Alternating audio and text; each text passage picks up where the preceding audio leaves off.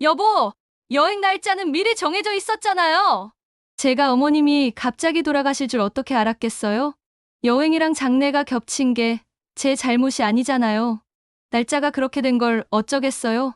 솔직히 억울해요. 제가 어머님 간병을 아예 안 한 것도 아니고요. 근데 그 시점에 이미 예약된 여행을 취소하라는 건 당신이 너무 가혹했죠? 잠깐 이야기를 시작하기 전에 무료로 누를 수 있는 구독과 좋아요 눌러주시면 오늘 하루 예상치 못한 기쁜 소식이 꼭 찾아옵니다. 인천국제공항 출국장 24번 탑승구 앞 정희는 핸드폰을 귀에 대고 서 있었습니다. 핸드폰 화면에는 남편 준호의 이름이 떠 있었습니다. 준호의 목소리가 떨리고 있었습니다. 정희야, 제발 엄마가 정말 위독하시대. 의사 선생님이 오늘 밤이 고비래. 당장 병원으로 돌아와. 정희는 짧게 한숨을 내쉬었습니다. 손목에 찬 시계를 확인했습니다. 탑승 시간까지 30분 남았습니다. 옆에는 캐리어가 놓여 있었고 친구들이 면세점 쇼핑백을 들고 웃으며 다가오고 있었습니다. 여보, 지금 그런 말 하시면 저 정말 곤란해요. 이 여행이 얼마나 오래 준비한 건데요. 작년 9월부터 예약해둔 여행이에요. 친구들이랑 3년 만에 잡은 일정이고 벌써 500만 원 넘게 결제했어요. 그래도 지금은 그리고 덧붙인다. 시어머니가 위독하신 건 알아요. 며칠 전까진 제가 병간호도 했잖아요. 더 이상은 못해요. 이번만큼은 제 인생 좀 즐기게 해줘요. 병원엔 당신이 있잖아요. 준호는 말문이 막혔습니다. 정희는 통화를 끊고 핸드폰을 가방에 넣었습니다. 친구들이 다가와 물었습니다. 정희야, 무슨 일이야? 표정이 안 좋은데. 아니야, 괜찮아. 빨리 들어가자. 정희는 억지로 미소를 지으며 탑승권을 꺼냈습니다. 친구들과 함께 탑승구를 향해 걸어갔습니다.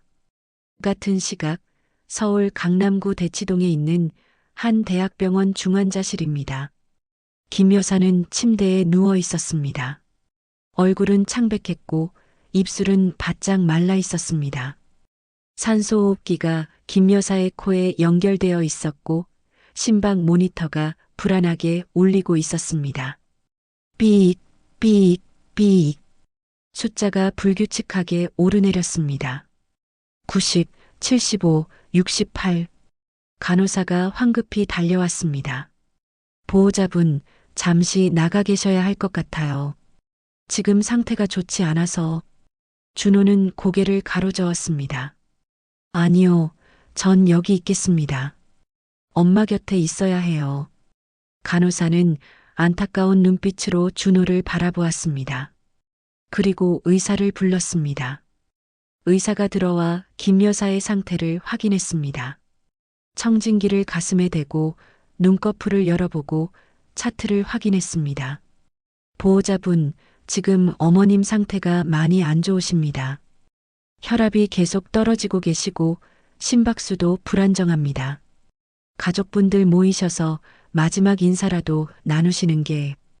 준호는 다시 핸드폰을 꺼냈습니다. 아내 정희에게 전화를 걸었습니다. 벨이 울렸지만 받지 않았습니다. 한 번, 두 번, 세 번. 모두 받지 않았습니다. 준호는 문자를 보냈습니다. 정희야, 엄마가 정말 마지막 일지 몰라. 지금이라도 병원으로 와. 나 혼자는 못 견디겠어. 문자는 읽음 표시만 떴을 뿐 답장은 오지 않았습니다. 준호는 김 여사의 손을 잡았습니다. 손은 차갑고 힘이 없었습니다. 김 여사는 가까스로 눈을 떴습니다. 희미한 눈빛으로 준호를 바라보았습니다. 준호야. 네, 엄마, 저 여기 있어요. 정희는 왔니? 준호는 대답할 수 없었습니다. 목이 메었습니다. 김 여사는 작게 한숨을 내쉬었습니다. 괜찮다, 정희도 바쁘니까. 그애 탓하지 마라. 엄마는 괜찮아. 엄마, 그런 말씀하지 마세요. 엄마는 괜찮으셔야 해요. 김 여사는 희미하게 미소 지었습니다. 그리고 눈을 감았습니다. 신방 모니터의 소리가 점점 느려졌습니다. 삑, 삑, 삑. 준호는 김 여사의 손을 꽉 잡았습니다. 눈물이 볼을 타고 흘러내렸습니다. 한편 정희는 비행기 좌석에 앉아 안전벨트를 매고 있었습니다. 승무원이 안전수칙을 설명했습니다. 옆자리 친구가 말했습니다. 정희야, 드디어 출발이다. 이번 여행 진짜 기대된다. 정희는 억지로 고개를 끄덕였습니다. 핸드폰을 비행기 모드로 전환했습니다. 화면에는 준호의 미수신 전화와 읽지 않은 문자가 떠 있었습니다. 정희는 화면을 끄고 핸드폰을 가방에 넣었습니다. 비행기가 천천히 활주로를 향해 움직이기 시작했습니다. 창밖으로 공항의 불빛이 멀어져 갔습니다. 비행기가 하늘로 떠올랐습니다. 서울의 야경이 점점 작아졌습니다. 그리고 구름 속으로 사라졌습니다. 병원에서는 준호가 김 여사의 손을 놓지 않고 있었습니다. 의사와 간호사들이 분주하게 움직였습니다. 신방 모니터의 소리는 점점 더 느려졌습니다. 준호는 중얼거렸습니다. 엄마, 조금만 기다려주세요. 정희가 곧 올 거예요. 조금만요. 하지만 김 여사는 대답하지 않았습니다. 그저 고요했습니다. 김 여사는 그날 밤 11시 45분에 세상을 떠났습니다. 신방 모니터가 길고 긴 소리를 냈습니다. 삐. 의사가 시계를 확인하며 조용히 말했습니다. 오후 11시 45분 사망 확인하겠습니다. 준호는 김 여사의 손을 놓지 못했습니다. 아직 따뜻한 손을 두 손으로 감싸쥐고 있었습니다. 눈물은 이미 다 말라버렸습니다. 그저 멍하니 김 여사의 얼굴을 바라보았습니다. 엄마, 엄마. 간호사가 조심스럽게 다가왔습니다. 보호자분, 장례 절차를 진행하셔야 합니다. 영안실로 모시겠습니다. 준호는 고개를 끄덕였습니다. 일어서려 했지만 다리에 힘이 들어가지 않았습니다. 간호사가 준호의 팔을 붙들어 일으켜 세웠습니다. 병원 지하 1층 장례식장이었습니다. 사무실. 영정사진 속 김 여사는 부드럽게 미소 짓고 있었습니다. 10년 전 칠순 잔치 때 찍은 사진이었습니다. 그때는 김 여사도 건강했고 가족들도 모두 웃고 있었습니다. 준호는 빈소를 차리며 계속 핸드폰을 확인했습니다. 정희에게 문자를 보냈습니다. 엄마 돌아가셨어. 장례식장은 대치 성모병원 사무실이야. 문자는 전송되었지만 읽지 않음으로 표시되어 있었습니다. 해외에서는 데이터가 안 터지는 모양이었습니다. 다음 날 아침 친척들이 하나둘 모여들기 시작했습니다. 외삼촌, 작은아버지, 고모, 이모, 사촌들. 검은 옷을 입은 사람들이 빈소를 가득 채웠습니다. 준호야, 고생 많았다. 혼자 다 준비했구나. 네, 외삼촌. 그런데 정희는 어디 있니? 안 보이네. 준호는 대답하지 못했습니다. 고개를 숙였습니다. 작은아버지가 물었습니다. 설마 지금도 안 온 거냐? 시어머니가 돌아가셨는데? 준호는 힘겹게 입을 열었습니다. 해외여행 중입니다. 어제 출국했어요. 순간 빈소가 조용해졌습니다. 모든 사람들이 준호를 바라보았습니다. 고모가 먼저 입을 열었습니다. 뭐라고? 해외여행? 시어머니가 위독하신데 여행을 갔다고? 패키지 여행이라 취소가 안 됐대요. 작은아버지가 혀를 찼습니다. 쯧쯧쯧, 요즘 젊은 것들은. 이모가 고개를 저었습니다. 며느리가 저 모양이면 집안 꼴이 뭐가 되겠어. 옛날 같으면 쫓겨났을 거야. 준호는 아무 말도 하지 않았습니다. 그저 영정 앞에 앉아 절을 받았습니다. 친척들은 절을 하면서도 수군거렸습니다. 정이 그애 원래 좀 그랬어. 결혼할 때부터 느낌이 이상하더라니까. 맞아. 시댁 식구들이랑 거의 안 어울렸잖아. 명절 때도 얼굴 보기 힘들었고. 그래도 이건 너무 심한 거 아니야? 사람이 죽었는데 여행이라니. 요즘 젊은 애들은 다 그래. 자기밖에 몰라. 준호는 주먹을 불끈 쥐었습니다. 손톱이 손바닥에 파고들었습니다. 하지만 참았습니다. 이곳은 엄마의 빈소였습니다. 엄마 앞에서 싸울 수는 없었습니다. 오후가 되자 조문객들이 몰려왔습니다. 김 여사의 친구들, 동네 사람들, 교회 신자들, 모두들 정의를 찾았습니다. 상주 부인은 어디 계세요? 준호는 같은 대답을 반복했습니다. 해외에 있습니다. 곧 돌아올 겁니다. 어머, 이럴 때 해외라니. 참 안 됐네요. 조문객들은 고개를 저으며 돌아갔습니다. 준호는 그들의 눈빛을 읽을 수 있었습니다. 동정과 비난이 섞인 눈빛이었습니다.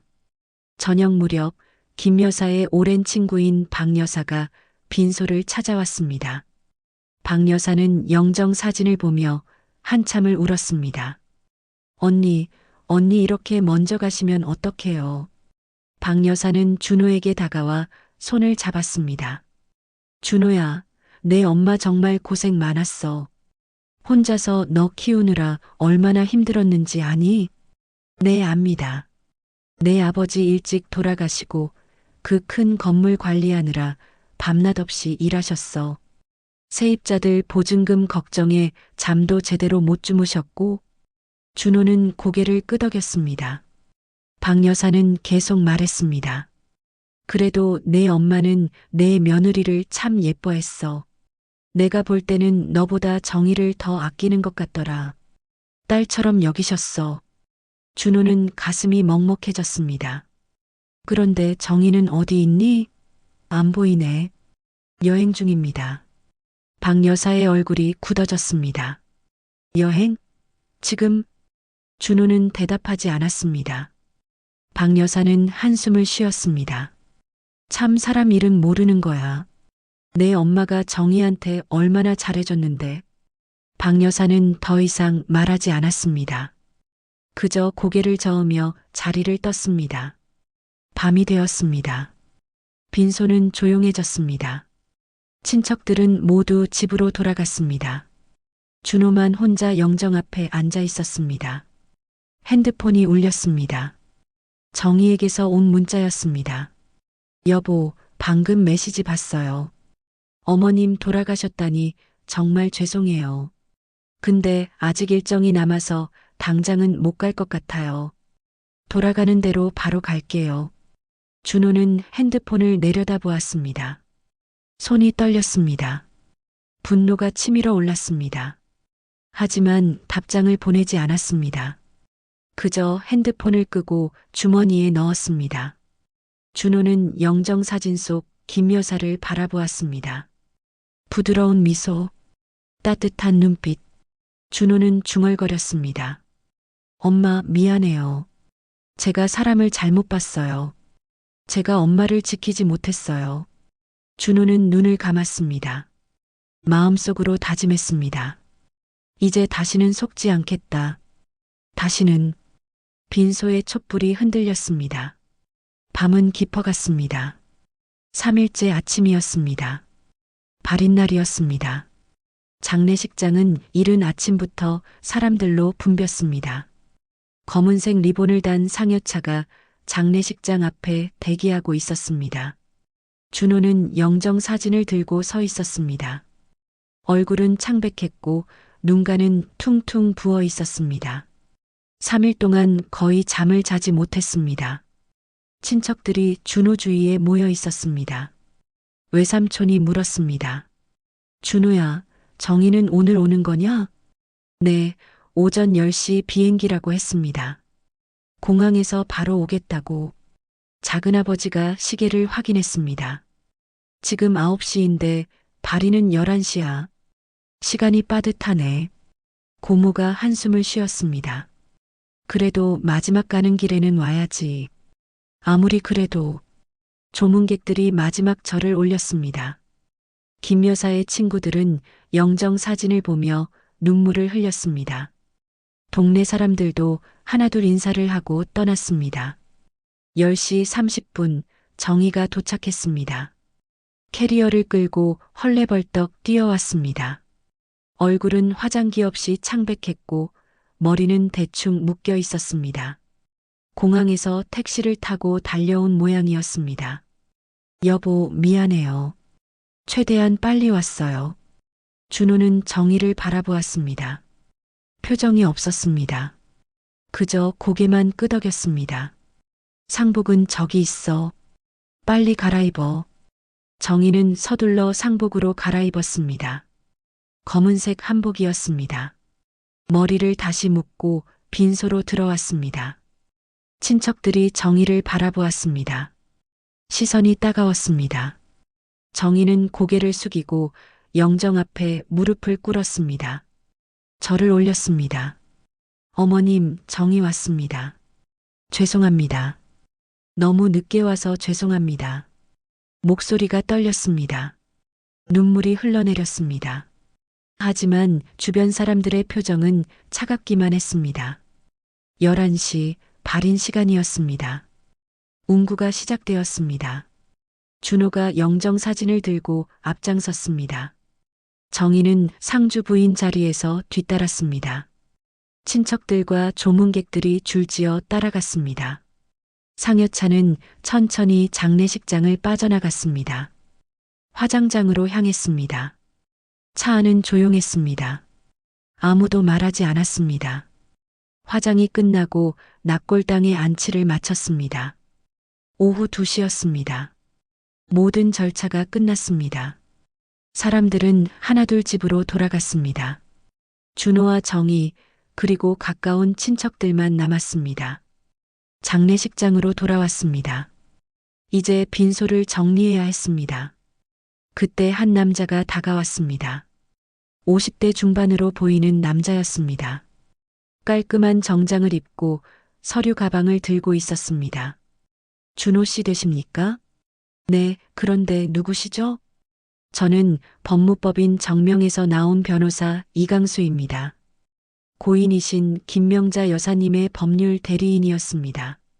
준호는 고개를 끄덕였습니다. 아, 그러시군요.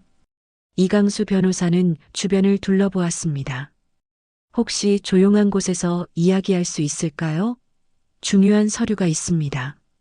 준호는 장례식장 옆 상담실로 이강수 변호사를 안내했습니다. 정희와 친척들도 따라왔습니다. 상담실은 작은 회의실 같았습니다. 테이블과 의자가 놓여 있었습니다. 모두 자리에 앉았습니다. 이강수 변호사는 서류 가방에서 봉투를 꺼냈습니다. 봉인된 봉투였습니다. 고인께서 6개월 전에 유언장을 작성하셨습니다. 오늘 이 자리에서 공개하라는 지시를 받았습니다. 순간 방 안 공기가 바뀌었습니다. 친척들의 눈빛이 번쩍였습니다. 외삼촌이 앞으로 몸을 숙였습니다. 유언장이요? 네, 공증된 유언장입니다. 작은아버지가 입맛을 다셨습니다. 고모와 이모도 서로 눈빛을 교환했습니다. 정희도 긴장한 표정이었습니다. 손을 꼭 쥐고 변호사를 바라보았습니다. 이강수 변호사는 봉투를 열었습니다. 안에서 여러 장의 서류가 나왔습니다. 변호사는 첫 장을 펼쳤습니다. 그럼 지금부터 고 김명자 여사님의 유언을 낭독하겠습니다. 모두 숨을 죽였습니다. 방은 고요했습니다. 나 김명자는 본 유언장을 통해 내 재산을 다음과 같이 분배한다. 변호사는 잠시 말을 멈추고 다음 장을 넘겼습니다. 첫째, 서울특별시 강남구 대치동 912번지에 위치한 센트럴타워 건물 일체는 아들 준호에게 상속한다. 친척들이 웅성거렸습니다. 외삼촌이 중얼거렸습니다. 센트럴타워? 그 건물? 작은아버지도 놀란 표정이었습니다. 그 건물이 얼마짜리인데? 130억은 넘는다던데. 정희는 갑자기 벌떡 일어났습니다. 잠깐만요. 모두가 정희를 바라보았습니다. 정희는 흥분한 목소리로 말했습니다. 말도 안 돼요. 제 이름은 없나요? 저도 며느리잖아요. 법적으로 권리가 있죠. 준호가 조용히 말했습니다. 정희야, 앉아. 여보, 이건 말이 안 돼요. 그 큰 건물을 당신 혼자 받는다고요? 저는요? 저는 10년 넘게 이 집 며느리였어요. 이강수 변호사가 침착하게 말했습니다.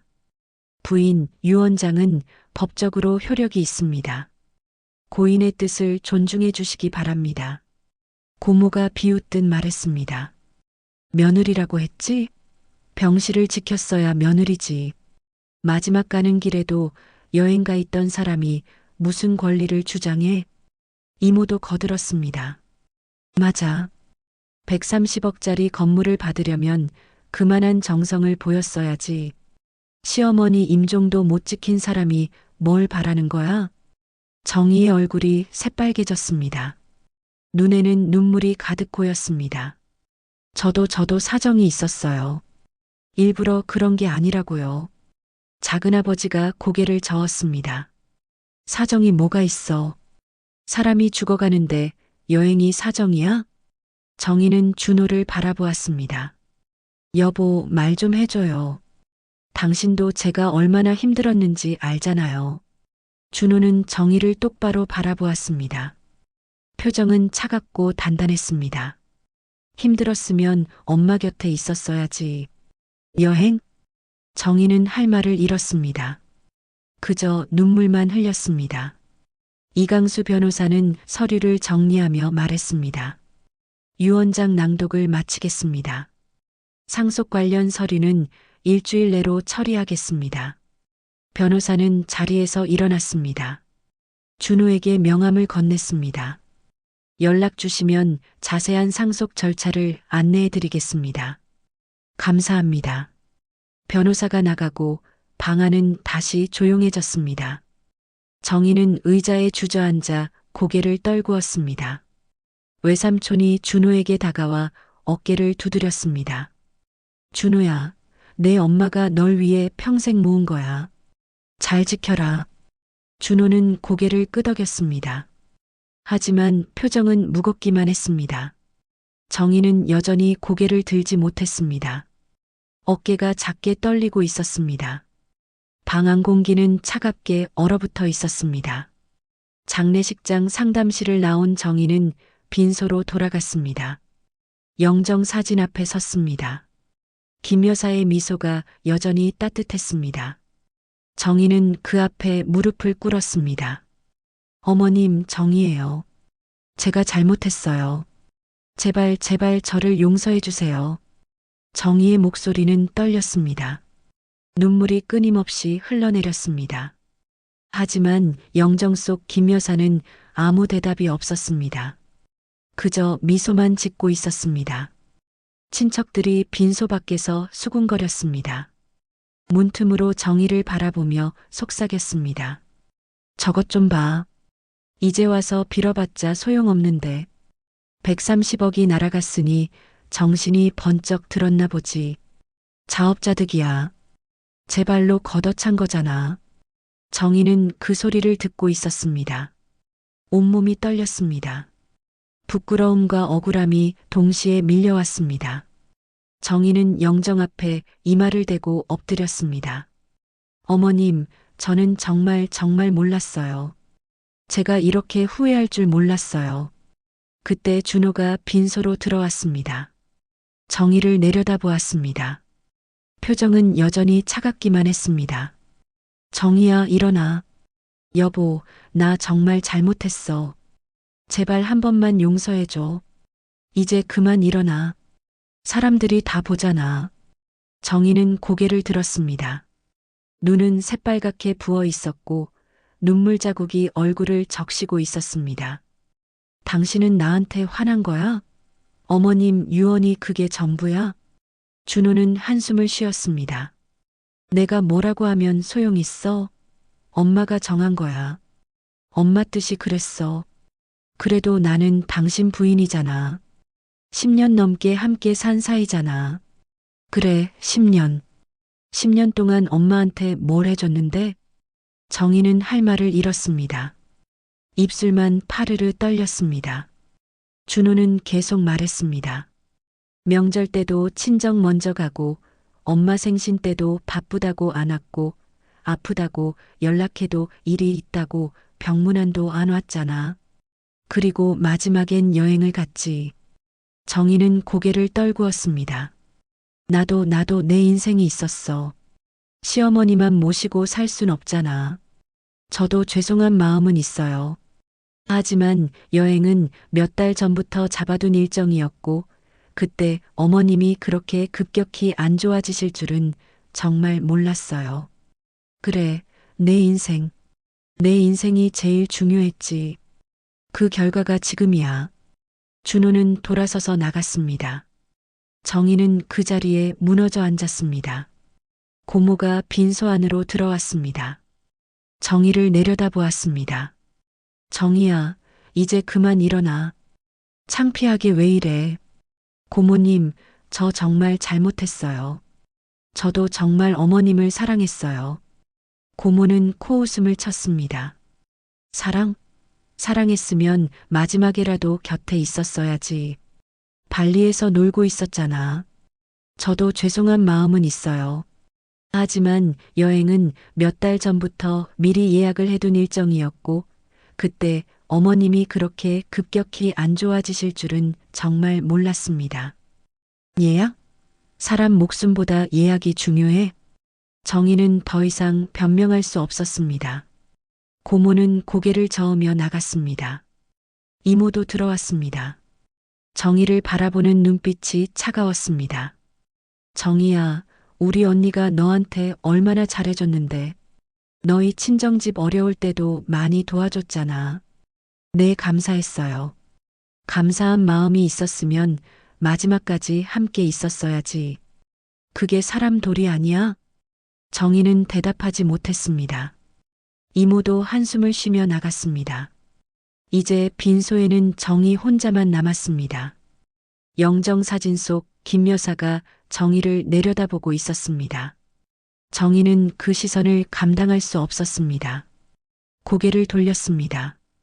밖에서 친척들의 목소리가 들렸습니다. 130억이면 얼마야? 정희가 평생 벌어도 못 모을 돈이지. 그러게. 그 돈이 얼마나 아까울까? 속이 타들어가겠어. 자기가 선택한 거잖아. 여행이 더 중요했으니까. 요즘 젊은 것들은 돈밖에 몰라. 사람의 정은 하나도 없어. 정희는 귀를 막고 싶었습니다. 하지만 소리는 계속 들려왔습니다. 마치 사방에서 애워싸는 것 같았습니다. 저녁이 되었습니다. 빈소를 정리하는 시간이었습니다. 친척들이 하나둘 짐을 챙겼습니다. 외삼촌이 준호에게 다가왔습니다. 준호야, 이제 집으로 돌아가거라. 많이 힘들었을 거야. 네, 외삼촌. 조심히 가세요. 건물 일은 변호사랑 잘 상의해서 처리해. 어려운 일 있으면 연락하고. 감사합니다. 작은아버지도 인사를 했습니다. 준호야, 내 엄마가 평생 모은 거야. 소중히 여겨라. 함부로 쓰지 말고. 명심하겠습니다. 고모와 이모도 떠났습니다. 사촌들도 모두 집으로 돌아갔습니다. 이제 빈소에는 준호와 정희만 남았습니다. 둘은 말없이 짐을 정리했습니다. 꽃을 치우고 재물을 정리하고 방명록을 챙겼습니다. 정희가 조심스럽게 입을 열었습니다. 여보, 우리 이야기 좀 할까? 집에 가서 하자. 지금 하면 안 될까? 나 정말 답답해. 준호는 짐을 챙기던 손을 멈췄습니다. 정희를 바라보았습니다. 뭐가 답답한데? 나도 이 집 식구잖아. 10년 넘게 함께 살았잖아. 그런데 왜 나는 아무것도 받을 수 없는 거야? 엄마 유언이 그랬으니까. 유언이 그랬다고 다야? 당신은 나한테 미안하지도 않아? 준호는 정희를 똑바로 바라보았습니다. 내가 왜 내한테 미안해야 돼? 우리 부부잖아. 부부는 한 몸이잖아. 한 몸? 정희야, 우리가 언제 한 몸이었어? 넌 항상 내 일이 먼저였고, 내 친정이 먼저였고, 내 친구들이 먼저였어. 우리 엄마는 내 우선순위에 없었어. 정희는 입술을 깨물었습니다. 나도 나름대로 노력했어. 명절 음식도 만들고 집안일도 했잖아. 그게 다야? 정희야, 사람에게 필요한 건 밥이 아니라 마음이야. 엄마는 내 마음을 원했어. 근데 넌 한 번도 마음을 준 적이 없잖아. 정희는 눈물을 흘렸습니다. 나도 어머님을 사랑했어. 진짜야. 그래. 사랑했으면 마지막에 곁에 있었어야지. 엄마가 죽어가는데 발리에서 수영하고 있었잖아. 여보, 제가 일부러 피한 게 아니에요. 여행이랑 장례가 겹친 건 제 잘못이 아니잖아요. 날짜가 그렇게 된 걸 어쩌겠어요? 준호는 더 이상 할 말이 없었습니다. 짐을 다 챙기고 차키를 꺼냈습니다. 가자. 집에. 정희는 비틀거리며 일어났습니다. 영정 사진을 마지막으로 한번 바라보았습니다. 김 여사는 여전히 미소 짓고 있었습니다. 하지만 그 미소가 이제는 차갑게 느껴졌습니다. 두 사람은 장례식장을 나왔습니다. 밤 공기가 차가웠습니다. 정희는 몸을 움츠렸습니다. 주차장으로 걸어가는 내내 정희는 생각했습니다. 130억? 130억이 날아갔어. 내 몫이었을 수도 있는 돈이. 하지만 입 밖으로 내지는 못했습니다. 준호의 차가운 눈빛이 두려웠습니다. 차에 타고 집으로 향했습니다. 창밖으로 서울의 야경이 흘러갔습니다. 화려한 불빛들. 하지만 정희의 마음은 어둡기만 했습니다. 집에 도착했습니다. 강남구 대치동에 있는 아파트였습니다. 30평대 아파트. 준호와 정희가 결혼 후 10년 넘게 살아온 곳이었습니다. 현관문을 열고 들어갔습니다. 집은 어둡고 차가웠습니다. 3일간 비어있던 집이었습니다. 준호는 불을 켰습니다. 정희는 소파에 털썩 주저앉았습니다. 물 좀 줄까? 준호가 부엌으로 갔습니다. 냉장고에서 생수를 꺼내 컵에 따랐습니다. 정희에게 건넸습니다. 고마워. 정희는 물을 마셨습니다. 목이 칼칼했습니다. 준호는 맞은편 소파에 앉았습니다. 둘은 한참 동안 말이 없었습니다. 벽시계 소리만 째깍째깍 울렸습니다. 정희가 먼저 입을 열었습니다. 여보, 우리 진짜 끝인 거야? 무슨 소리야? 어머님 유언 때문에 당신 나한테 화난 거 맞지? 준호는 한숨을 쉬었습니다. 화났다기보다는 실망했어. 실망? 응. 네가 이런 사람인 줄 몰랐어. 엄마가 마지막 숨을 거두는데 여행을 가다니. 정희는 고개를 숙였습니다. 나도 후회해. 정말이야. 후회해도 이미 늦었어. 엄마는 돌아가셨어. 정희는 눈물을 닦았습니다. 그리고 조심스럽게 물었습니다. 그 건물 말이야, 정말 130억이나 되는 거야? 준호는 정희를 바라보았습니다. 눈빛이 차가워졌습니다. 왜? 그게 궁금해? 아니, 그냥 친척들이 130억이라고 했잖아. 그래서, 그래, 시세는 그 정도야. 대치동 한복판이니까. 정희는 입술을 깨물었습니다. 130억? 상상도 할 수 없는 큰 돈이었습니다. 그럼 당신이 이제 그 건물 주인이 되는 거네? 유언장대로면 그렇지. 정희는 숨을 깊이 들이마셨습니다. 여보, 우리 부부잖아. 그러니까 그 건물도 결국 우리 거잖아. 준호는 웃었습니다. 하지만 차갑고 쓴 웃음이었습니다. 우리? 정희야, 엄마가 돌아가신 지 하루도 안 됐어. 그런데 넌 지금 재산 이야기를 하고 있어. 그게 아니라 나는 그냥 우리 미래를 생각한 거야. 미래? 내 미래엔 엄마가 없었잖아. 그러니까 임종도 못 지켰지. 정희는 할 말을 잃었습니다. 준호는 자리에서 일어났습니다. 나 샤워하고 자야겠어. 너도 쉬어. 준호는 안방으로 들어갔습니다. 문을 닫았습니다. 정희는 거실에 혼자 남았습니다. 정희는 소파에 앉아 생각했습니다. 130억? 그 돈이 있으면 뭐든 할 수 있었습니다. 더 큰 집으로 이사 갈 수도 있고, 차도 바꿀 수 있고, 여행도 마음껏 다닐 수 있었습니다. 내 권리를 찾아야 해. 나도 이 집 며느리였어. 10년 넘게 함께 살았다고. 정희는 핸드폰을 꺼냈습니다. 검색창에 상속 재산 배우자 권리라고 쳤습니다. 여러 법률 사이트가 나왔습니다. 정희는 하나하나 읽어내려갔습니다. 유언장이 있어도 배우자는 법정 상속분을 청구할 수 있다. 정희의 눈이 반짝였습니다. 하지만 유류분 청구는 복잡하고 변호사 상담이 필요하다. 정희는 계속 검색했습니다. 밤새도록 읽고 또 읽었습니다. 다음 날 아침이었습니다. 준호는 일찍 일어나 회사에 갔습니다. 정희는 집에 혼자 남았습니다. 정희는 안방으로 들어갔습니다. 옷장을 열었습니다. 준호의 옷 사이를 뒤적였습니다. 서류 가방이 있었습니다. 열어보았습니다. 안에는 여러 서류가 들어 있었습니다. 은행 통장, 보험 증권, 그리고 부동산 등기부등본이었습니다. 센트럴 타워 건물 등기부등본. 정희는 서류를 꺼냈습니다. 손이 떨렸습니다. 천천히 펼쳐 읽었습니다. 토지 면적, 건물 구조, 소유자, 김명자 모두 적혀 있었습니다. 하지만 정희가 알고 싶은 건 그게 아니었습니다. 정확한 가치가 얼마지? 진짜 130억이 맞나? 정희는 서류를 다시 가방에 넣었습니다. 그리고 핸드폰으로 사진을 찍었습니다. 1장, 2장, 3장.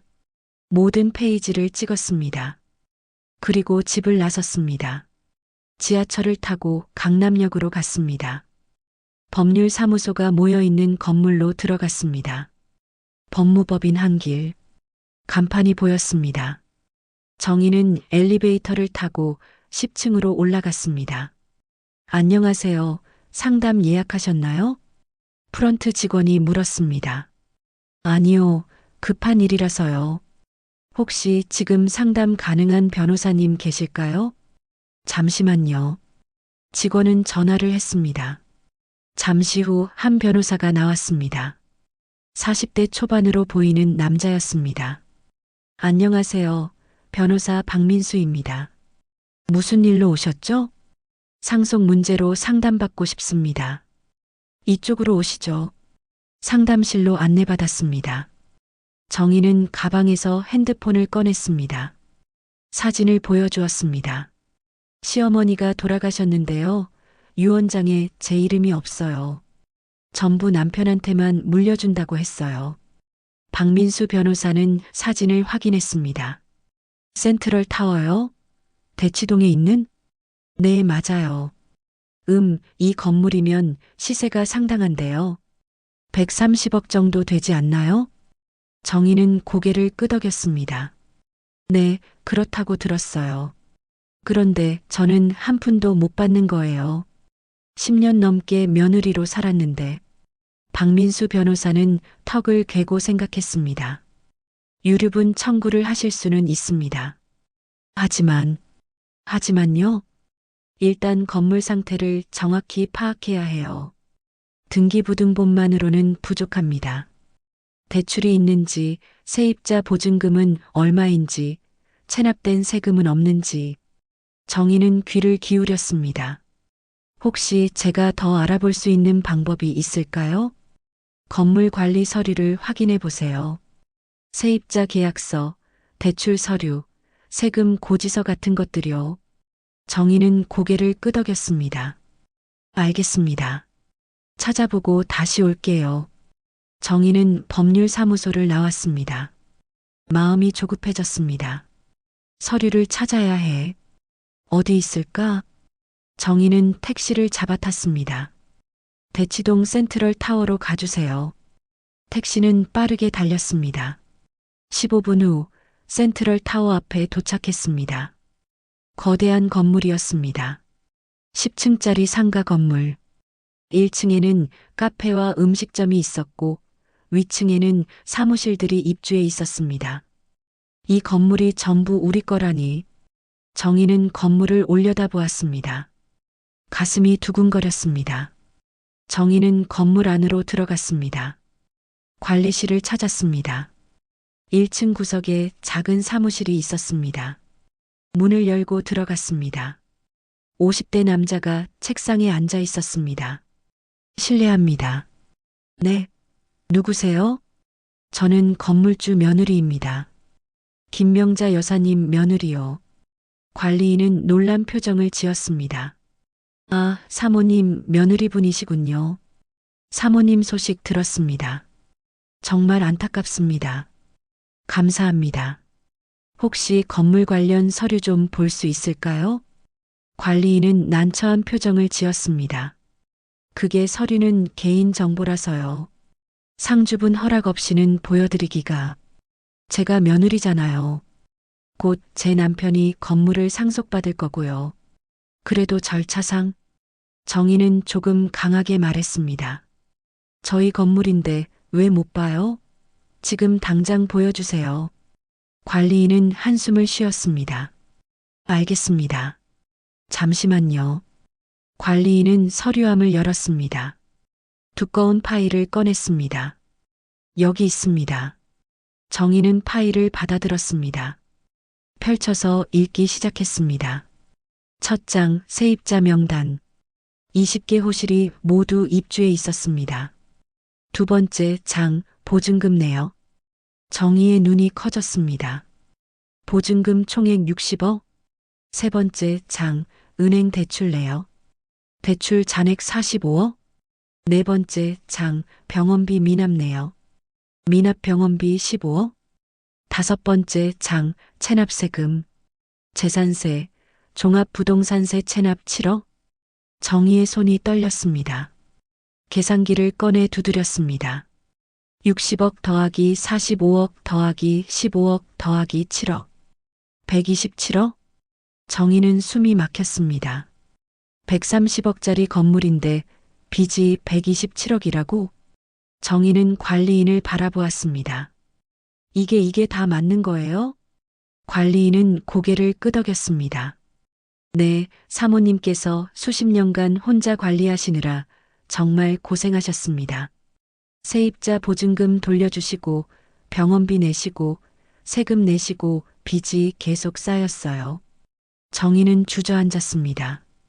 그럼 실제로 남는 건 거의 없습니다. 3억 정도? 정희는 귀를 의심했습니다. 3억요? 130억짜리 건물인데요? 겉으론 130억이죠. 하지만 속은 빈 껍데기예요. 정희의 얼굴에서 피가 가셨습니다. 정희는 비틀거리며 센트럴 타워를 나왔습니다. 머릿속이 하얗게 변했습니다. 130억이 아니었습니다.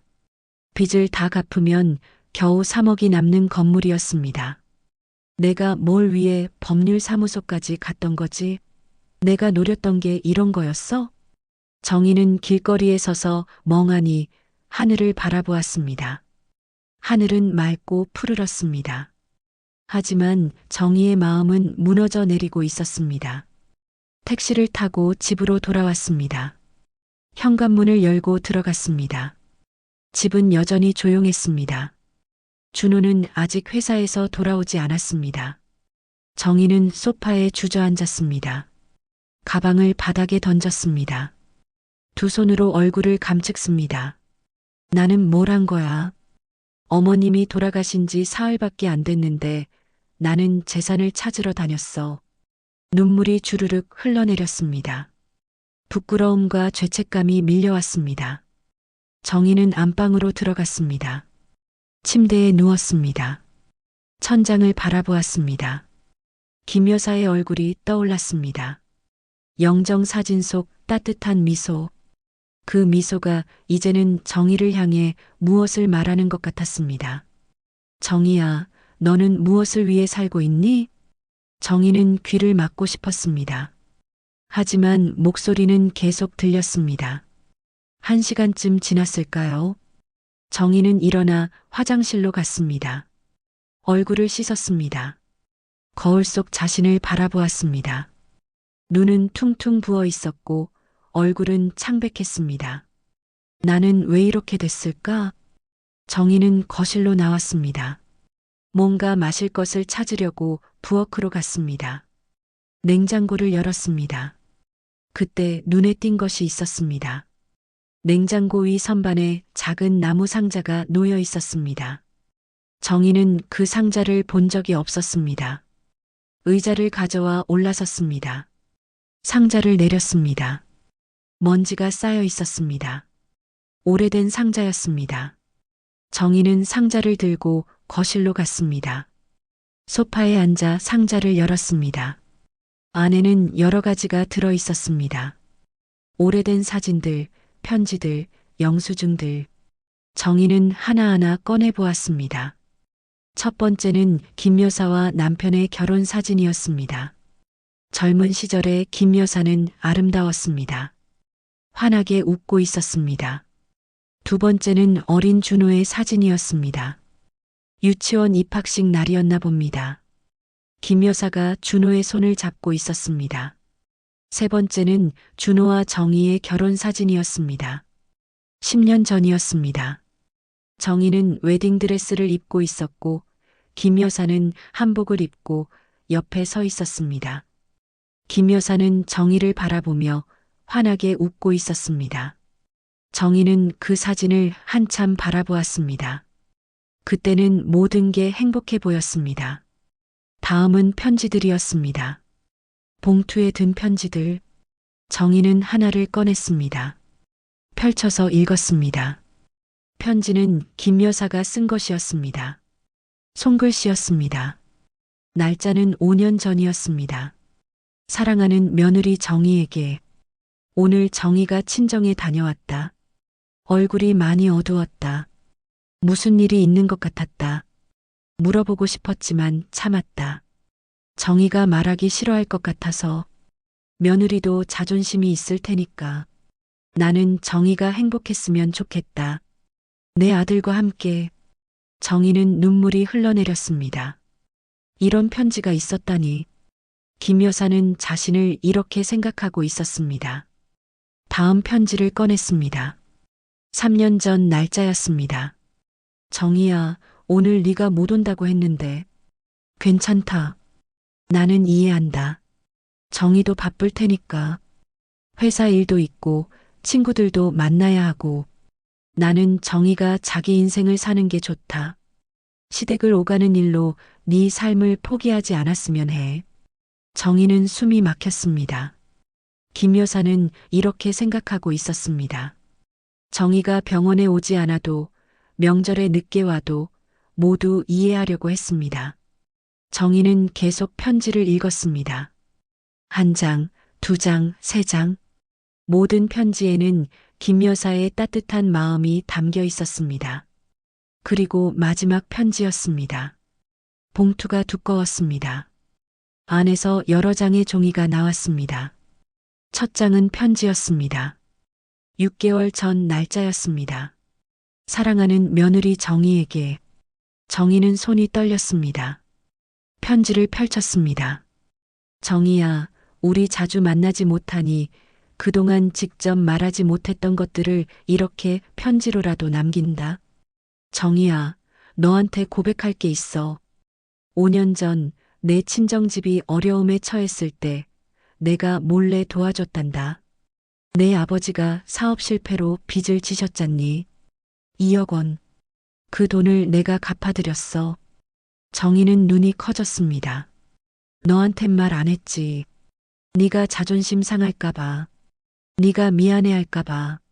정희야, 나는 너를 며느리가 아니라 딸처럼 생각했어. 내 딸이 힘들면 엄마가 돕는 게 당연한 거 아니니. 그런데 나는 내게 한 가지 바람이 있었어. 내가 돈보다 사람을 더 중하게 여기는 사람이 되길 바랐어. 돈은 있다가도 없고 없다가도 생기지. 하지만 사람은 한 번 떠나면 다시 돌아오지 않아. 정희야, 내가 없어도 우리 준호 곁에 있어 주렴. 그 애는 내가 필요해. 내가 있어야 행복할 거야. 그리고 기억해.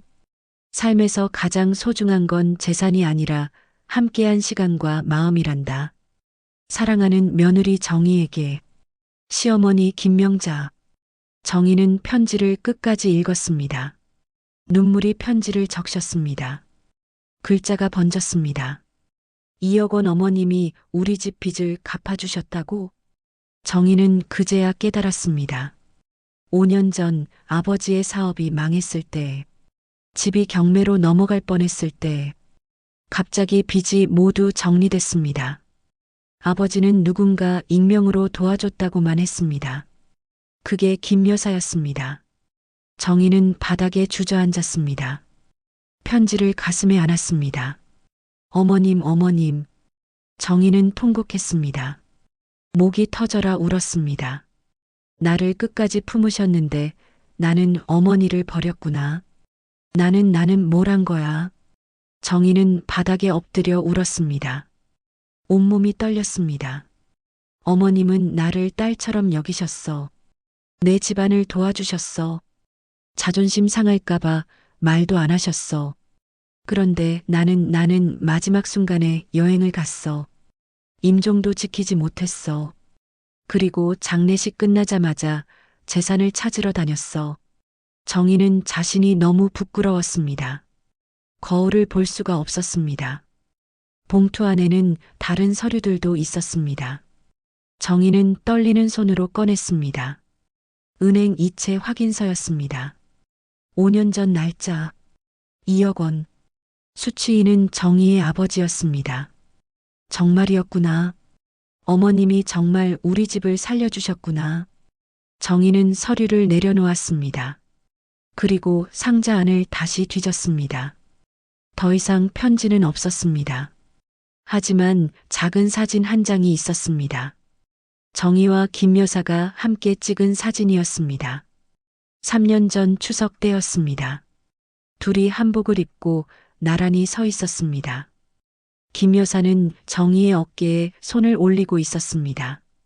둘 다 웃고 있었습니다. 사진 뒷면에 김 여사의 글씨가 있었습니다. 내 사랑하는 딸 정희와 함께. 이 순간이 영원했으면. 정희는 사진을 가슴에 안았습니다. 눈물이 멈추지 않았습니다. 어머님 미안해요. 정말 미안해요. 저는 정말 바보였어요. 제일 소중한 걸 몰랐어요. 정희는 한참을 울었습니다. 해가 지고 있었습니다. 거실에 석양빛이 들어왔습니다. 붉은 빛이 정희를 감쌌습니다. 그때 현관문이 열렸습니다. 준호가 퇴근했습니다. 정희야, 나왔어. 준호는 거실로 들어왔습니다. 바닥에 주저앉아 우는 정희를 발견했습니다. 정희야, 왜 그래? 무슨 일이야? 정희는 준호를 올려다보았습니다. 눈물 범벅인 얼굴로. 여보, 미안해. 정말 미안해. 정희는 편지를 준호에게 내밀었습니다. 준호는 편지를 받아 읽었습니다. 준호의 표정이 변했습니다. 눈시울이 붉어졌습니다. 엄마가 이런 일을 했었구나. 정희는 준호의 손을 잡았습니다. 여보, 나 정말 몰랐어. 어머님이 우리 집을 도와주신 줄 몰랐어. 나는 정말 나쁜 사람이야. 준호는 정희를 바라보았습니다. 차갑던 눈빛이 조금 풀렸습니다. 정희야, 나 정말 후회해. 어머님한테 잘해드릴걸.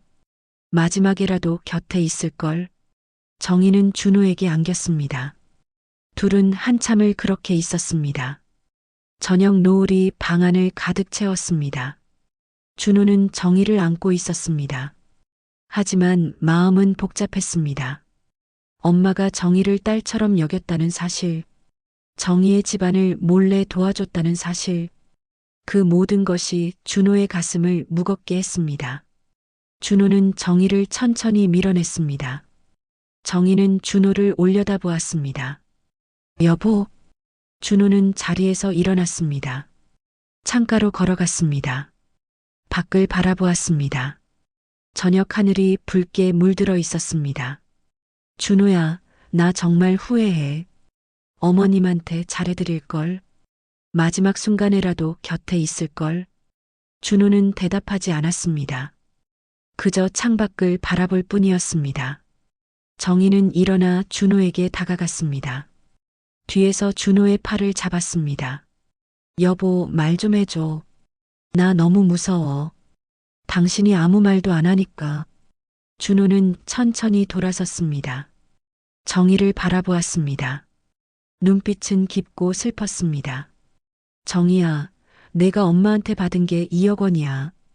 근데 넌 엄마한테 뭘 돌려줬어? 정희는 입을 열었다가 다물었습니다. 아무 말도 할 수 없었습니다. 엄마는 내 가족을 살렸어.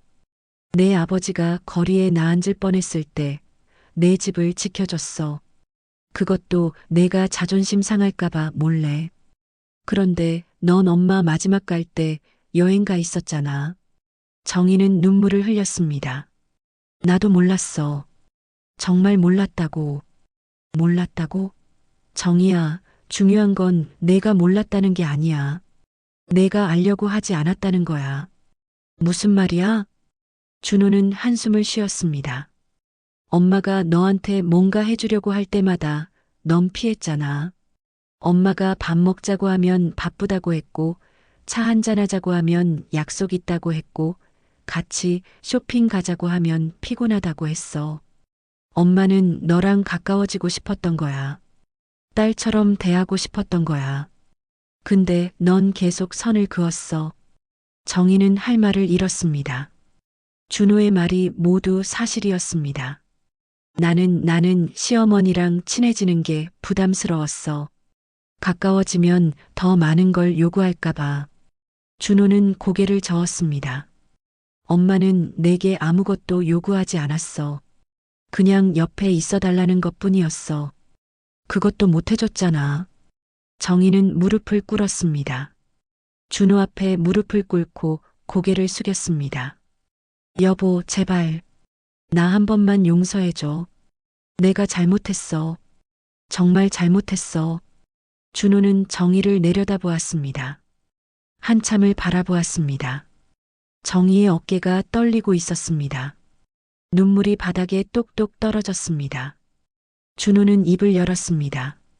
정희야, 내가 잘못한 건 나한테 한 게 아니야. 엄마한테 한 거야.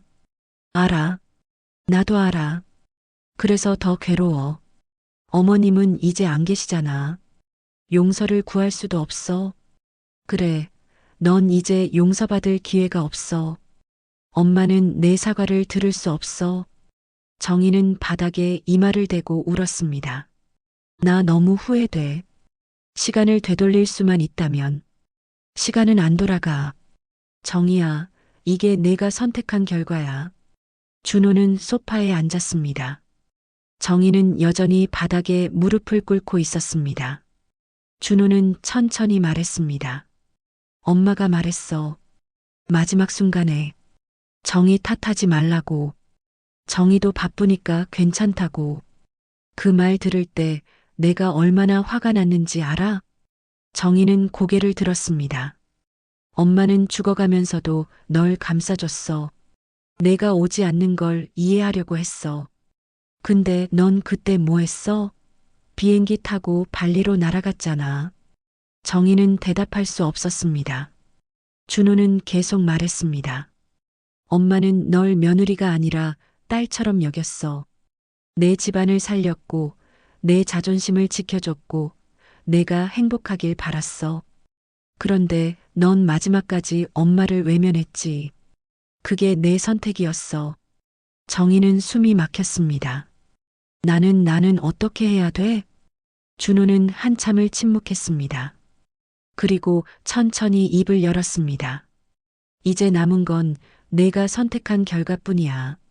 넌 엄마를 버렸고 엄마는 돌아가셨어. 이제 넌 평생 이 후회를 안고 살아야 해. 정희는 고개를 떨구었습니다. 준호는 자리에서 일어났습니다. 안방으로 들어갔습니다. 문을 닫았습니다. 정희는 거실에 혼자 남았습니다. 무릎을 꿇은 채로 김 여사의 편지가 바닥에 펼쳐져 있었습니다. 정희는 편지를 다시 집어들었습니다. 한자 한자 읽었습니다. 사랑하는 며느리 정희에게. 정희는 편지를 가슴에 안았습니다. 어머님, 저는 당신이 제 은인인 줄 몰랐어요. 제 가족을 살려주신 줄 몰랐어요. 저를 딸처럼 여기신 줄 몰랐어요. 저는 끝까지 몰랐어요. 정희는 통곡했습니다. 목이 쉴 때까지 울었습니다. 며칠이 지났습니다. 준호는 변호사 이강수를 만났습니다. 상속 서류를 처리하기 위해서였습니다. 이강수 변호사의 사무실이었습니다. 준호 씨, 서류 검토가 끝났습니다. 센트럴 타워 건물 상속 절차를 진행하시면 됩니다. 네, 알겠습니다. 그런데 한 가지 말씀드릴 게 있습니다. 네. 건물 상태를 확인해 보니 부채가 상당합니다. 세입자 보증금, 은행 대출, 병원비 미납, 체납 세금까지 합치면 67억 정도 됩니다. 준호는 고개를 끄덕였습니다. 알고 있습니다. 건물 시세가 130억이니 실제로 남는 건 3억 정도입니다. 그것도 건물을 매각해야 생기는 돈이고요. 네. 이강수 변호사는 서류를 넘기며 말했습니다. 그리고 이건 고인께서 따로 남기신 메모입니다. 변호사는 작은 봉투를 건넸습니다. 준호는 봉투를 열었습니다. 안에는 김 여사의 손글씨가 있었습니다. 준호야, 이 건물은 겉으론 130억이지만 속은 빈 껍데기란다. 엄마가 평생 지키려고 했지만 결국 빚만 남았구나. 미안하다. 내게 재산을 못 남겨줘서. 하지만 엄마는 내게 이것만은 남기고 싶어. 사람을 소중히 여기는 마음. 돈보다 사람이 먼저라는 것. 이 건물로 사람들을 도와라. 그게 엄마의 마지막 소원이야. 준호는 메모를 읽으며 눈시울이 붉어졌습니다. 어머니, 이강수 변호사가 말했습니다. 고인께서 평생 이 건물을 지키신 이유가 있습니다. 세입자들이 모두 어려운 사람들이었거든요. 작은 가게 하시는 분들, 소규모 사무실 쓰시는 분들, 고인께서는 보증금을 적게 받으셨고 월세도 시세보다 낮게 받으셨습니다. 준호는 고개를 끄덕였습니다. 엄마다운 일이네요. 그래서 빚이 쌓인 겁니다. 건물을 제대로 운영했다면 큰 돈을 버셨을 텐데 고인께서는 이윤보다 사람을 먼저 생각하셨습니다. 준호는 창밖을 바라보았습니다. 엄마의 삶이 보였습니다. 평생 남을 위해 살았던 엄마. 자신보다 남을 먼저 생각했던 엄마. 변호사님, 제가 건물을 어떻게 활용하면 좋을까요? 이강수 변호사는 잠시 생각하다 말했습니다. 고인의 뜻대로 하시는 게 어떨까요? 건물을 매각하지 마시고 계속 세입자들을 도우시면서 운영하시는 겁니다. 그리고 여유가 생기면 어려운 이웃을 돕는 기금을 만드시는 거죠. 준호는 고개를 끄덕였습니다. 그렇게 하겠습니다. 엄마의 뜻을 이어가겠습니다. 준호는 사무실을 나왔습니다. 차에 탔습니다. 핸드폰을 꺼내 정희에게 전화를 걸었습니다. 여보, 나야. 응. 정희의 목소리는 힘이 없었습니다. 오늘 저녁에 이야기 좀 하자. 할 말이 있어. 알았어. 준호는 전화를 끊었습니다. 시동을 걸었습니다. 집으로 향했습니다. 해가 지고 있었습니다. 하늘이 다시 붉게 물들었습니다. 준호는 운전하면서 생각했습니다. 엄마가 남기신 진짜 유산은 돈이 아니었어요. 사람을 사랑하는 마음이었어요. 그걸 이제야 깨달았습니다. 차는 천천히 집으로 향했습니다. 8챕터. 준호는 집에 도착했습니다. 현관문을 열고 들어갔습니다. 거실에 정희가 앉아 있었습니다. 창밖을 멍하니 바라보고 있었습니다. 정희야. 정희는 고개를 돌렸습니다. 얼굴은 여전히 창백했습니다. 며칠 사이 많이 수척해진 것 같았습니다. 왔어? 응. 이리 와봐. 정희는 일어나 식탁으로 갔습니다. 준호도 맞은편에 앉았습니다. 준호는 가방에서 서류를 꺼냈습니다. 김 여사의 메모도 함께 꺼냈습니다. 이거 읽어봐. 정희는 메모를 받아들었습니다. 천천히 읽었습니다. 김 여사의 마지막 당부. 사람을 소중히 여기라는 말. 건물로 사람들을 도우라는 부탁. 정희는 메모를 내려놓았습니다. 눈물이 또 흘렀습니다. 어머님은 끝까지 남을 생각하셨네. 응. 엄마는 평생 그렇게 사셨어. 자기보다 남을 먼저 생각하셨지. 정희는 고개를 숙였습니다. 준호는 말을 이었습니다. 나 결정했어. 건물 안 팔 거야. 정희는 고개를 들었습니다. 안 판다고? 응. 엄마 뜻대로 할 거야. 세입자들 계속 도와주고 여유 생기면 어려운 사람들 돕는 기금 만들 거야. 정희는 준호를 바라보았습니다. 그럼 우리는 지금처럼 살면 돼. 이 아파트에서 내 월급으로 별로 불편한 것도 없잖아. 정희는 입술을 깨물었습니다. 예전의 자신이었다면 반대했을 것입니다. 130억짜리 건물을 왜 팔지 않냐고 우리 삶을 먼저 생각하라고 말했을 것입니다. 하지만 지금은 달랐습니다. 좋아. 당신이 결정한 대로 해. 준호는 조금 놀란 표정을 지었습니다. 정말? 응. 어머님 뜻이니까. 그게 맞는 것 같아. 준호는 정희를 바라보았습니다. 정희의 눈빛이 예전과 달라 보였습니다. 정희야, 너 괜찮아? 아니, 괜찮지 않아. 매일 후회하고 매일 괴로워. 어머님 얼굴이 계속 떠올라. 내가 무슨 짓을 한 건지 생각하면 숨이 막혀. 정희는 눈물을 닦았습니다. 근데 알았어. 이제 내가 뭘 해야 하는지. 시간은 안 돌아가잖아. 어머님한테 용서받을 기회도 없어. 그럼 이제 남은 건 하나야. 내가 변하는 거.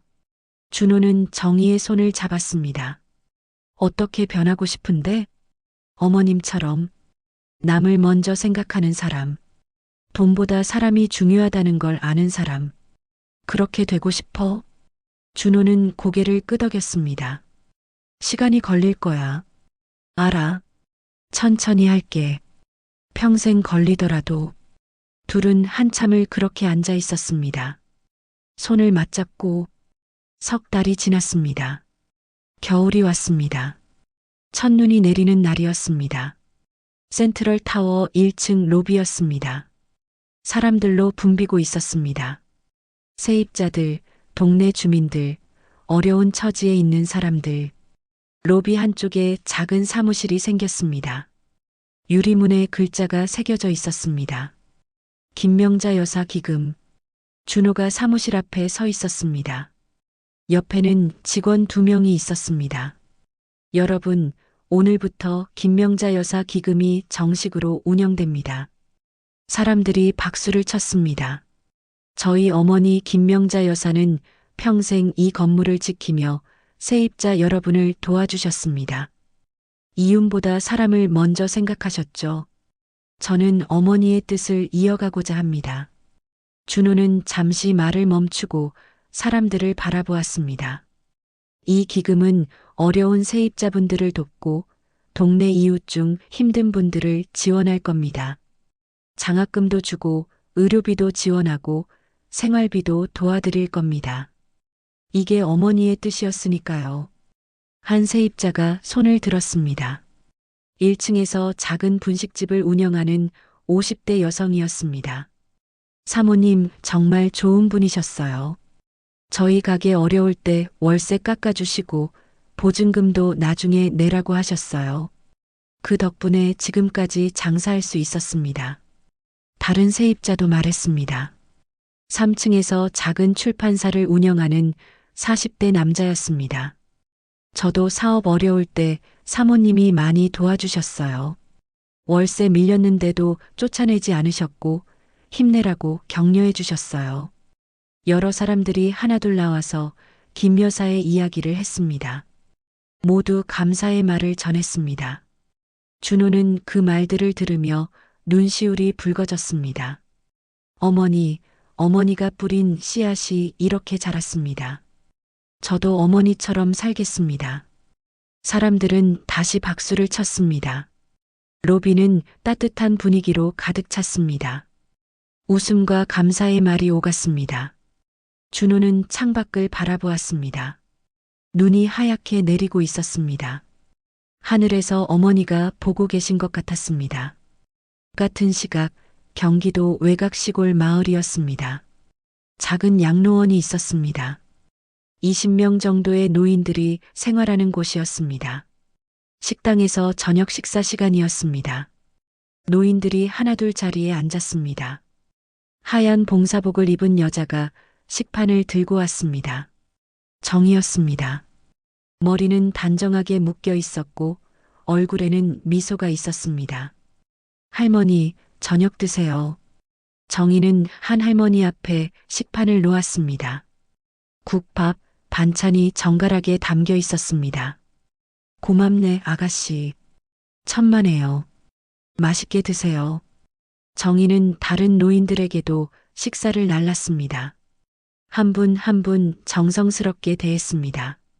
한 할머니가 정이를 불렀습니다. 아가씨, 이리 와봐요. 네, 할머니. 정이는 할머니 옆에 앉았습니다. 아가씨, 참 따님 같구나. 우리 딸이 생각나네.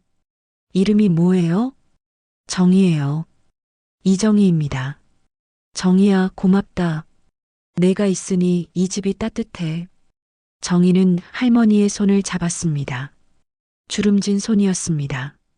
김 여사의 손이 떠올랐습니다. 할머니, 오늘은 제가 곁에 있겠습니다. 식사 다 하실 때까지. 그래, 고맙구나. 정이는 할머니 옆에 앉아 있었습니다. 할머니가 식사하는 것을 지켜보았습니다. 가끔 물도 따라주고 반찬도 더 갖다 드렸습니다. 식사가 끝나고 정이는 설거지를 했습니다. 다른 봉사자들과 함께 일했습니다. 정혜 씨, 요즘 매일 오시네요. 한 봉사자가 말했습니다. 네, 시간 날 때마다 오고 있어요. 대단하세요. 저는 일주일에 한 번도 힘든데. 정희는 미소 지었습니다. 저는 여기 와야 할 이유가 있어요. 무슨 이유죠? 제가 갚아야 할 빚이 있거든요. 정희는 더 이상 말하지 않았습니다. 조용히 설거지를 계속했습니다. 저녁 일과가 끝났습니다. 정희는 양로원을 나왔습니다. 밖은 어두웠습니다. 눈이 내리고 있었습니다. 정희는 하늘을 올려다보았습니다. 하얀 눈송이가 얼굴에 닿았습니다. 차갑고 부드러웠습니다. 어머님, 저 여기 있어요. 어머님이 못다 하신 일 제가 대신할게요. 평생 이렇게 살게요. 정희는 눈을 감았습니다. 눈물이 흘렀습니다. 하지만 이제는 후회의 눈물이 아니었습니다. 다짐의 눈물이었습니다. 정희는 버스 정류장으로 걸어갔습니다. 창밖으로 겨울 햇살이 번지고 있었습니다. 구름 사이로 빛이 새어나왔습니다. 따뜻한 빛이었습니다. 집으로 돌아가는 버스 안에서 정희는 생각했습니다. 어머님, 이제야 알았어요. 진짜 재산이 뭔지. 돈이 아니라 사람의 마음이었다는 것. 어머님이 남기신 건 130억짜리 건물이 아니라 사람을 사랑하는 방법이었어요. 버스는 천천히 달렸습니다. 창밖으로 하얀 눈이 계속 내렸습니다. 그날 밤 준호와 정희는 집에서 함께 저녁을 먹었습니다. 둘은 오랜만에 편안하게 대화를 나눴습니다. 오늘 기금 개소식 잘 끝났어. 다행이다. 세입자분들 반응은 어땠어? 모두 고마워하셨어. 엄마 이야기도 많이 하시고. 정희는 미소 지었습니다. 어머님이 좋아하실 것 같아. 너는 오늘 어땠어? 할머니들 식사 도와드렸어. 한 분이 나보고 딸 같다고 하시더라. 준호는 정희의 손을 잡았습니다. 정희야, 너 많이 변했어. 아직 멀었어. 어머님처럼 되려면 한참 남았지. 천천히 가자. 우리 함께. 응, 함께. 둘은 마주보며 웃었습니다. 창밖으로 눈이 계속 내렸습니다. 하얀 세상이었습니다. 겉으론 130억짜리 건물이었지만 진짜 재산은 사람의 마음이었습니다. 김 여사가 평생 나눠준 사랑. 그게 진정한 유산이었습니다. 사람을 버린 선택은 결국 사람에게 버림받습니다. 하지만 사람을 선택한 삶은 결국 사람에게 기억됩니다. 센트럴 타워 로비에는 김 여사의 사진이 걸려 있습니다. 부드러운 미소를 짓고 있습니다. 그 아래 글귀가 새겨져 있습니다. 사람이 먼저입니다. 그리고 오늘도 누군가는 그 건물에서 도움을 받고 누군가는 양로원에서 따뜻한 손길을 느낍니다. 겨울 햇살이 세상을 비춥니다. 따뜻하고 부드럽게